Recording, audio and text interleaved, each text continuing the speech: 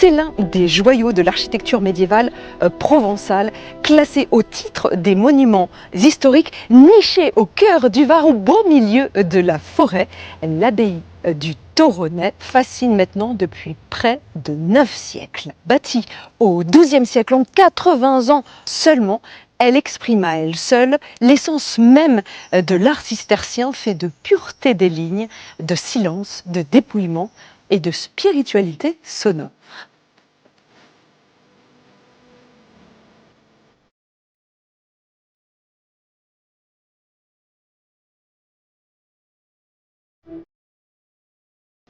Mais Anne-Véronique, quelles sont les origines de cette abbaye?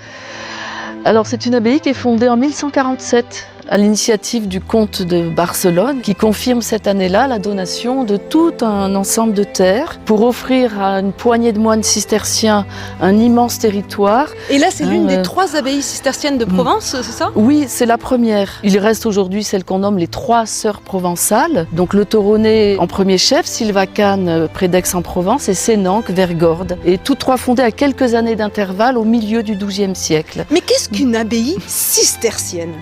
Alors, c'est une abbaye qui fait partie de l'ordre cistercien, fondée en 1098 en Bourgogne, dans le but de revenir à une très stricte application de la règle de Saint-Benoît, qui date du début du VIe siècle. En quelques mots, c'est une règle qui met en avant les valeurs de pauvreté, d'humilité, sobriété et modération en toutes choses. Mais les 2 piliers de la règle, c'est ora et labora. Ah, on traduit très simplement. Et prière. Exactement. Ah oui. L'absence de portail central peut s'expliquer par le fait que nous sommes chez des cisterciens qui se coupent radicalement du monde extérieur, choisissent des lieux extrêmement isolés et donc dans le but de vivre une vie de prière et de méditation. Et il est hors de question de recevoir qui que ce soit venant de l'extérieur. Et les 2 portes qui sont là, l'une, la porte nord, c'est l'entrée des frères convers justement, qui pouvaient passer par là pour assister aux offices le matin et le soir avant et après la journée aux travaux des champs, en restant au fond de l'église. C'était une façon de ne pas se mélanger aux moines. D'accord. Tandis que la porte sud, c'est celle qu'on appelle la porte des morts. Alors c'est plutôt une porte de sortie. Oui, elle est bien nommée. Voilà, les dépouilles des moines défunts étaient transportées et passées par cette porte. Et elles étaient emmenées où ces dépouilles? Au cimetière, sachant que sur le passage, en direction du cimetière, se trouve l'enfeu, un dépositoire des morts pour la dernière bénédiction avant l'enterrement au cimetière. Tiens, c'est pas de la même taille, c'est un peu plus large là que là. Et oui, la tête se trouvait ici, côté ouest, et les pieds côté est. Il y a une fonction symbolique, c'est-à-dire que même au cimetière, les moines étaient enterrés, tête à l'ouest, pied à l'est, mais la tête relevée de manière à regarder l'est, qui symbolise, qui est en relation avec le soleil levant, donc ça symbolise la lumière, la résurrection. C'est exceptionnel d'avoir des enfeux comme celui-ci à l'extérieur, donc il se trouve que ça procède d'une dérogation, il a été accepté que les moines puissent faire bâtir cet enfeu afin que les gens de l'extérieur amènent leurs défunts pour une dernière bénédiction, ce qui en contrepartie de quelques subsides, bien sûr. Ah, c'était très intéressé. Voilà. Mais combien de moines vivaient ici? Ça dépend des époques. La meilleure période de l'abbaye, ça n'est jamais que ce petit XIIIe siècle, entre la fin du chantier de construction et l'apogée cistercienne en Europe, où l'effectif maximum est atteint d'une 30aine de moines et d'une 40aine de frères convers. Mais quelle est la différence entre moines et moines convers? Alors, les moines sont des gens issus de la noblesse et les convers de la paysannerie. Et on dit convers parce que convertis à la vie monastique. Donc les frères convers seront toute la journée à l'extérieur aux travaux des champs. D'accord. Alors que les moines non convers, eux sont complètement dévolus à la prière, la méditation, les activités intellectuelles. Mais est-ce qu'encore aujourd'hui on a des religieux qui habitent ici? Pas du tout. Les 7 derniers moines ont quitté les lieux le 1er janvier 1791. Il faut savoir que cette somptueuse abbaye a été construite en 80 ans et ça a dû être un travail titanesque parce que tout est en pierre et pas n'importe quelle pierre, la pierre locale. Oui, extraite sur le site. Et donc nous avons un calcaire proche du marbre dans sa structure. Donc une pierre très dure, très résistante à l'usure, ce qui est un des facteurs de la magnifique conservation de l'édifice. Il faut savoir que très rares sont les abbayes du XIIe siècle aussi bien conservées aujourd'hui. Mais ce qui est saisissant, c'est que quand on regarde ces murs, on a l'impression que les pierres se touchent, notamment là en dessous, cette arche, il n'y a pas de mortier, ça tient tout seul comme par magie. C'est un infime lit de chaux qui lie les pierres entre elles. est tellement infime qu'on a l'impression qu'elles sont collées les unes aux autres. Et tailler une pierre comme celle-ci, c'est pas une mince affaire, hein. Oui. C'est une pierre qui éclate facilement quand on la taille. Mais comment ils ont réussi à faire cette arche quasi parfaite dans sa rotondité? Ah ben tout ça, c'est de la mathématique de haute voltige, hein. Ah oui. Quand on est tailleur de pierre, hein, on a le compas dans l'œil. Et particularité du site également, c'est que nous avons dans les différentes pièces de l'abbaye des rochers affleurants. C'est-à-dire que c'est la roche même naturelle qui apparaît dans ces pièces. Et oui, ça n'a pas été une mince affaire, hein, de bâtir cette abbaye sur une sorte d'îlot rocheux très pentu et régulier. Donc on est à même la roche-mère. Donc on épouse le paysage vraiment naturel. Exactement. Ouais. L'édification de cette abbaye en fait se trouve très exactement au croisement de deux rivières et de deux sources. Et c'est pas étonnant si derrière moi il y a cet immense bassin, peut-être même d'autres, et puis de très très belles fontaines également.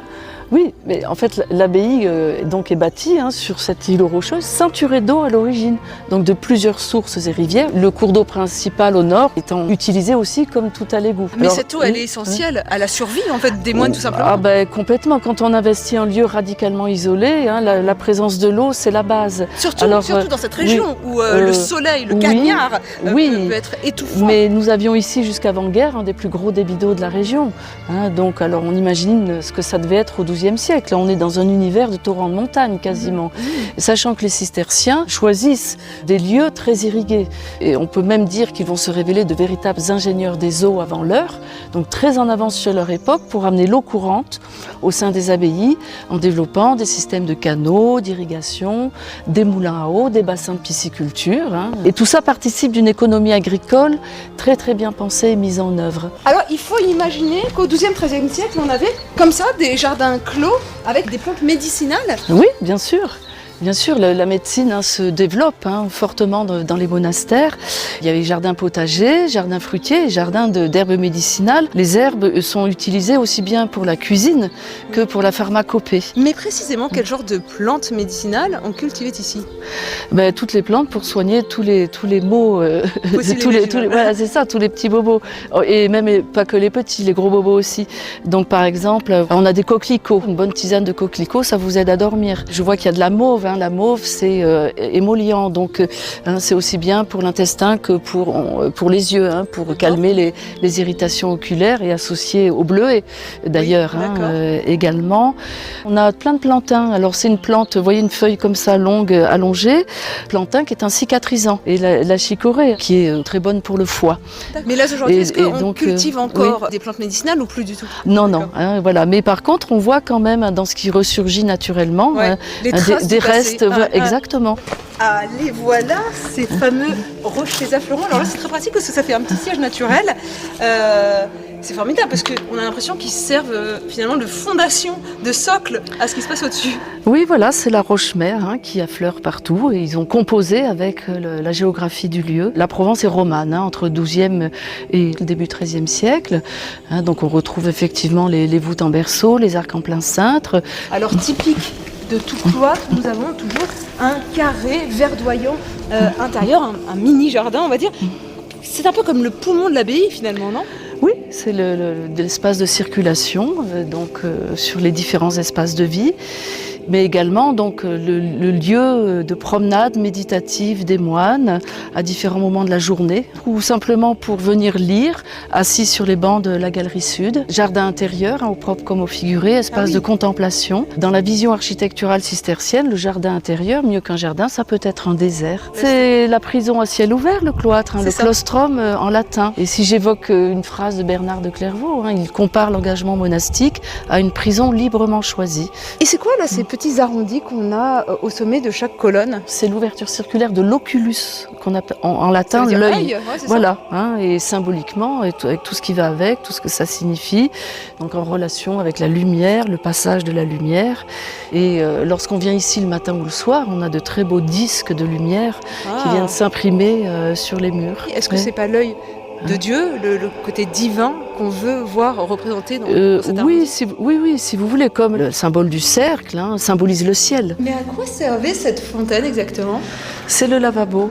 donc le lavatorium en latin, donc alimenté par une eau de source à l'origine, mais plus maintenant. Et, je la vois pas.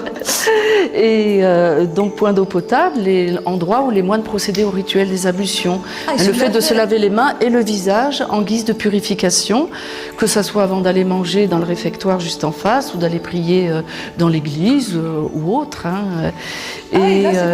Et ces cannelures, eh bien, vraisemblablement servaient à caler des bouteilles pour les garder au frais. Ah, c'est sûr, on utilise encore cette technique aujourd'hui, c'est vrai. Oui, bien sûr. Donc, vous entendez les petites gouttes d'eau là. Ah oui, mais la moindre goutte d'eau, produit un effet sonore déjà important. On a de la musique dans le silence qui est en train d'être. Oui, alors tout ça c'est dû à la coupole qui est au-dessus, qui agit comme une énorme cloche. C'est-à-dire qu'imaginez lorsque les 20 robinets 4, 16 en dessous sont ouverts, il y a effectivement un très bel effet de résonance qui s'installe dans l'espace du cloître. Alors quand on sait que les cisterciens ont comme parti pris architectural celui de l'ouïe plutôt que celui de la vue, donc il est question de faire un grand ménage dans le champ visuel pour mieux mettre en valeur le champ sonore, c'est intéressant. Ça calme en fait ce son de gouttes, on a l'impression voilà. que c'est presque hypnotique auditivement. Quoi. Et c'est un prélude à ce que nous allons trouver dans l'église. Donc, je crois que je vais vous suivre là, ça me donne très envie. Nous voici dans l'église et alors là, elle est réputée mondialement. Pourquoi ? Pour son acoustique extraordinaire. Vous m'en faites la démonstration ? Oui, c'est une des plus belles résonances mondiales. Alors un petit Salve Regina. Salve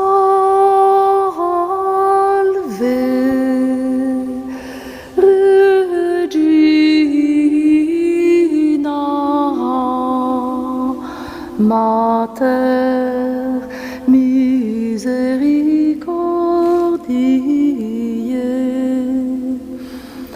Vita Dulcedo et spes nostra salve. Mais c'est fascinant. Vous entendez, les notes se poursuivent encore. J'ai l'impression que les sons viennent de partout et que la note dure indéfiniment. Ça dure combien de temps ? Eh bien, alors la résonance se fait sur à peu près une douzaine de secondes, plus ou moins, suivant l'hygrométrie ou la température ambiante. Et à quoi est dû au niveau... J'imagine que l'architecture y est pour quelque chose. Comment se fait-il que cette note soit prolongée aussi longtemps ? Alors écoutez, on n'a pas toutes les réponses, mais une chose est certaine, c'est que ce sont déjà les proportions de l'édifice, et avec une hauteur minimale de voûte qui est en harmonie avec longueur de la nef et largeur du transept. Le côté arrondi aussi, j'imagine. Voilà, bien sûr, la rondeur des voûtes romanes favorise cette longévité du son, cette résonance. L'assemblage des pierres, alors ces pierres qui sont proches du marbre dans leur structure, donc une pierre très dure sur laquelle le son rebondit comme une balle de ping-pong. Et les acousticiens qui viennent faire les mesures du son ici de temps en temps, notamment ceux du CNRS de Marseille, où ils en perdent un petit peu leur latin quand même, parce que on n'a pas toutes les réponses. L'utilisation du nombre d'or dans la construction ne suffit pas à tout expliquer. Et où est-ce qu'on entend une résonance mieux encore qu'ici ? Ça existe dans le monde ? Eh bien, celle du Taj Mahal, qui est en marbre, justement. Et il est évoqué aussi la résonance du baptistère de Pise. D'accord. Qui résonne aussi sur 12 secondes. Et, vous entendez ? L'orage aussi résonne terriblement. Oui. De l'intérieur, on résonne, mais on nous répond en écho par l'extérieur, le tonnerre. Tous les sons du ciel et du dehors s'engouffrent dans l'église. J'ai envie de tenter une petite expérience avec vous, si vous le voulez bien. On va chanter ensemble. Je vais essayer de prendre une tierce au-dessus de votre note et on va voir ce que ça donne. On y va. Allez.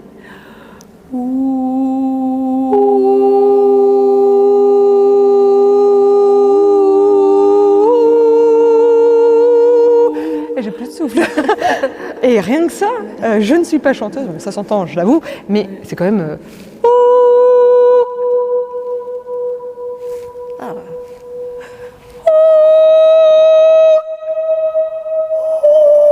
Alors, ouais, je sais pas. L'élève dépasse le maître. Vous l'aurez compris, c'est un lieu tout à fait propice à la musique, et ce n'est pas vous qui êtes à l'origine des musicales qui me direz l'inverse, non ?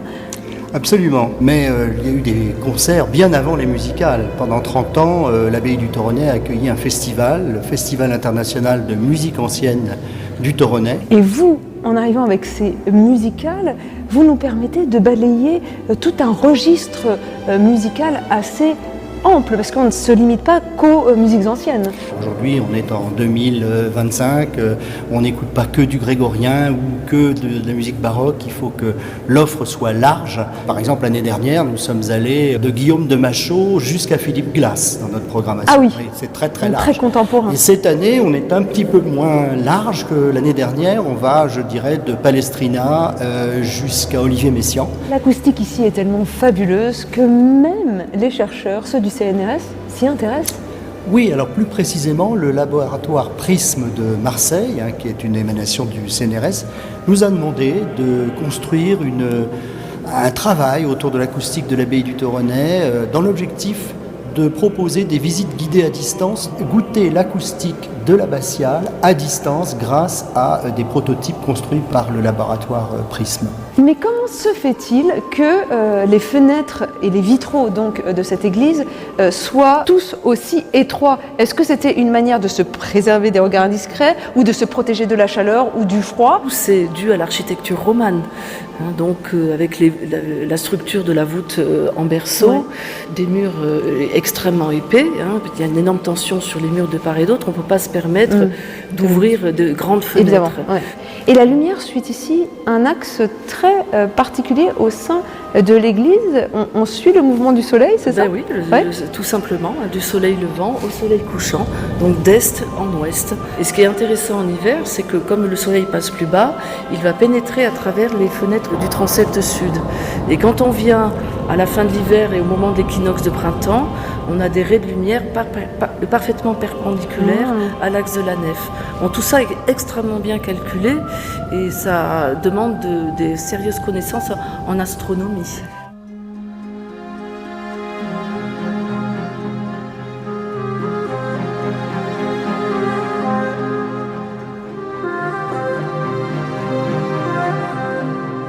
Nous découvrons à présent la salle capitulaire, mais qui faisait-on exactement ici? Alors, salle capitulaire, la salle du chapitre, qui réunissait chaque matin la communauté des moines autour de l'abbé qui siégeait ici au centre. Une courte réunion, histoire de lire un chapitre de la règle de Saint-Benoît, suivi de l'organisation des tâches de travail, les prises de décision, les questions-réponses avec l'abbé. Mais voilà, il ne s'agissait pas de traîner à bavarder. La communauté se confie les uns aux autres chaque matin. Il est question aussi de battre sa coulpe, de dire devant les frères réunis si on a fauté quelque part. C'est peut-être le seul endroit aussi où ils pouvaient parler.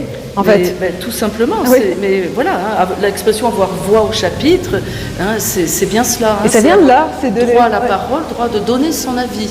D'accord. Également, comme celle de se faire chapitrer, ça c'est moins rigolo. Donc, c'est-à-dire corriger. Inutile de me montrer comment. Oh, mais alors c'est amusant là, sur les colonnes, il y a des sculptures. Alors que d'habitude tout est très épuré. C'est aussi une particularité de cette salle. C'est le lieu de réunion. Donc forcément plus agencé, plus ouvragé. Chaque image est symbolique. Par exemple, là, les pommes de pin, qu'est-ce que ça veut dire? Voilà, alors la pomme de pin, il y a plusieurs niveaux de symbolique. Si on parle d'une symbolique générale, c'est le fruit à grains. Oui. Ce qu'on retrouve avec le blé, la grenade, la vigne, tous ces fruits bibliques. Un autre niveau d'interprétation, la pomme de pin est une des représentations du fruit de la connaissance. D'accord. Donc lié au principe de vérité, de sagesse. Et la langue de pierre qui est à l'entrée, elle fait parler une langue, parce que ça libère la parole justement ici, c'est ça? Le diable se cache dans les détails. Il y a un petit détail particulier à cette langue tirée. Non, je n'ai pas vu. Quel est ce détail? Elle est fondue. Ah, je commence à avoir peur. Elle est fendue, la langue du diable. Oui, mais alors voilà, histoire de dire on explique ses fautes. Qu'une langue ça peut fourcher, qu'une parole peut être à double tranchant, c'est amusant, etc. Donc il s'agit bien de la tenir, cette langue. Ah, regardez au plafond, là aussi, c'est encore bien travaillé avec des croisées d'ogives là sur ces voûtes. On est toujours dans l'art roman, mais ça rappelle un côté gothique étonnamment. Est-ce que je me trompe quand je dis ça ou pas? Oui, il faut bien penser qu'on est à la même époque de construction de Notre-Dame de Paris. Donc on est dans une période charnière en Provence. C'est du roman, mais on commence à s'essayer à ces nouvelles techniques qu'on qualifiera de gothique plus tard. Voici une pièce essentielle pour ces moines, puisque c'est là qu'étaient conservés les vivres. Nous sommes dans le cellier. Ici, donc, on a également travaillé donc, les olives et la vigne. Donc, fabrication de l'huile et du vin. Alors, le dispositif le plus ancien, c'est celui-ci, la vasque et le bac en pierre taillé dans le rocher, correspondant au pressoir à huile. Oui. Une cuve à huile de ce côté, une cuve de décantation. Ici, nous avons le reste d'un pressoir à vin du XVIe siècle. Et là-bas, côté sud, eh bien, ce sont les fouloirs qui encadrent la porte, où l'on foulait le raisin au pied. Oui. Ce sont des cuves à trous, tout simplement, qui communiquent directement avec deux grandes cuves de décantation derrière le mur de fond. Vous voyez, les deux déversoirs. D'accord. À la base, D'accord. Et à quoi ça ressemblait ce vin qu'on faisait? Il était réputé pour être un bon écoutez, vin ou pas? Il paraît que c'était plutôt de l'ordre de la piquette. Mais enfin, bon, on peut quand même dire que les cisterciens ont beaucoup développé la viticulture. À quoi correspondent ces trous? Il y avait des poutres qui étaient ici? À l'évidence, oui. Il y avait donc, sans doute un grenier à céréales, comme on voit d'habitude dans les celliers. Moi j'imaginais des viandes qui séchaient comme ça. Ah oui, peut-être. Il pouvait y avoir aussi des systèmes de pendaison, effectivement, pour garder Alors la viande, sans doute pas, parce que la règle de Saint-Benoît prône un régime semi-végétarien où la viande rouge est proscrite. D'accord.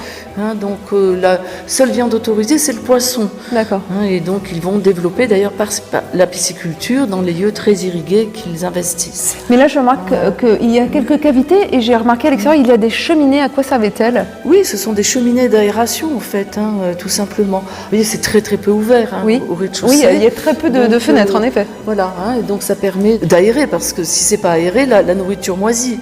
Et puis, je vous rappelle qu'on fait du vin ici, donc les vapeurs d'alcool devaient un petit peu... Oui, bien sûr. Mais alors, par contre, ces cuves, elles n'ont été rajoutées qu'à la fin du XVIIe.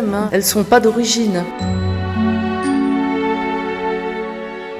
On passe au premier étage et nous voici arrivés dans le dortoir. C'est là où les moines passaient leur nuit. Mais comment étaient-ils répartis exactement? Vous voyez, le dallage vous l'indique, le dallage qui a été restitué. Donc un emplacement devant chaque fenêtre où était mis une paillasse, un lit avec un matelas de paille. Chaque emplacement étant séparé les uns des autres par des panneaux de bois et des rideaux pour l'intimité visuelle. Les fenêtres à l'est sont complètement tournées vers le soleil levant. Et celle à l'ouest vers le couchant. Mais dites-moi, je crois qu'il y en avait un qui avait une place privilégiée, non, parmi tous ces moines? Et oui, devinez qui? Le père, l'abbé? Oui, ben voilà. Donc lui avait sa cellule particulière. Qui est juste là-bas. Juste dans l'angle, austère à souhait, pour aller voir. Mais intime, plus encore, puisque seul dans sa pièce. Voilà. Bon, sachant que lorsque les moines dormaient, il y avait un moine veilleur qui se postait ici, vous voyez, dans l'angle ouvert. C'est comme une tour de guet, un peu. Voilà, dans la cage d'escalier qui mène au clocher. D'accord. Et c'est un moine à tour de rôle qui était chargé de faire nuit blanche pour réveiller les moines, donc avant d'aller prier dans l'église. Le premier des offices a lieu en pleine nuit. C'est-à-dire à 3h du matin? Oui, alors certains le situent vers minuit, 1h, au cœur de la nuit, d'autres à 2-3 heures. C'est au cœur de la nuit que les moines célèbrent leur premier office et symboliquement, on s'éveille dans la nuit pour mettre de la lumière au cœur de l'obscurité. On est à présent sur la terrasse. Quel spectacle fabuleux, une vue plongeante sur le cloître, sur la forêt qui s'étend tout alentour. Et pourtant cette terrasse est plutôt récente, elle date du 19e siècle, elle n'existait pas au Moyen-Âge. Non. Mais cette abbaye n'a cessé d'enchaîner les travaux de restauration à partir du milieu du 19e siècle, c'est ça? Oui, suite au classement de l'abbaye sur la première liste des monuments historiques, établie en 1840 par Prosper Mérimée. Les premiers grands travaux, c'est sur l'église abbatiale, donc menacée d'écroulement, et donc il a fallu d'une part refaire les toitures de tuiles pour l'étanchéité, reboucher de grandes fenêtres qui avaient été ouvertes au XVIIe siècle et qui fragilisaient l'édifice. Également pour le dortoir des moines, dont la voûte s'est effondrée au début du XXe siècle. Mais je crois qu'il y a eu un grand glissement de terrain aussi il y a peu de temps, c'est plus récent. Alors en 1984, donc consécutif aux 50 ans d'exploitation du minerai de bauxite dans toutes les collines alentours, ce qui a fait d'énormes dégâts en sous-sol et provoqué ce glissement de très grande ampleur qui a constitué une menace d'écroulement pour l'abbaye entière. Donc il a fallu stabiliser l'abbaye à son socle rocheux en insérant des ceintures de béton armé, des micropieux métalliques qui vont très profondément en sous-sol et une galerie de drainage souterraine a été creusée, donc elle ceinture les hauts de l'abbaye. Il y a quand même d'autres travaux qui sont prévus? Oui, alors les prochains c'est pour la terrasse justement. Donc, Attendez, vous me faites peur. Ça va pas s'effondrer là. Bon, déjà le ciel ne nous est pas tombé sur la tête. Donc, tout va bien. Voilà. Mais on a constaté qu'il y a de très grosses infiltrations d'eau dans les galeries du cloître et de plus en plus. Ça inonde le dessous. Voilà, donc il faut réétanchifier la terrasse. Quand je regarde tout autour de moi, on est entouré de forêts, on a de nombreux chênes, des pins. Est-ce que ça a été choisi par hasard, l'implantation de cette abbaye ici, ou justement, précisément, grâce à toute cette végétation autour de nous? Bien sûr que non. Le lieu est idéalement cistercien, donc le creux de vallon auprès de sources, rivières. Le bois, évidemment, il en faut pour fabriquer les charpentes et les échafaudages. Également, donc la pierre, extraite directement sur le site. Et puis suffisamment très isolée. La solitude est extrêmement importante chez les cisterciens. On se retire radicalement du monde extérieur. Oui, tout à l'heure, j'ai sorti mon téléphone portable et je n'avais pas du tout de réseau. C'est normal, c'est à cause de mon opérateur ou c'est pour tout le monde pareil? Plus ou moins, mais enfin, vous voyez, les murs sont un peu épais, jusqu'à 2 mètres d'épaisseur à certains endroits. Et puis, on est dans une cuvette géographique également. Donc tout est propice à la sérénité, au calme, au ressourcement. Complètement. Au ressourcement à tous les sens du terme. On entend le mot source dedans, parce qu'on est entouré, comme vous le disiez tout à l'heure, de sources. Oui, exactement, oui. Si vous souhaitez à votre tour découvrir cette somptueuse abbaye du Toronnais, sachez qu'elle est ouverte toute l'année, tous les jours, à l'exception de certains jours fériés, de 10h à 17h en basse saison et jusqu'à 18h30 en haute saison. Prix de l'entrée 9 €, mais elle est gratuite pour les moins de 26 ans. Et puis vous pouvez aussi profiter d'une visite guidée et thématique. Pour avoir le détail des tarifs, rendez-vous sur le site de l'abbaye, letoronnais.fr.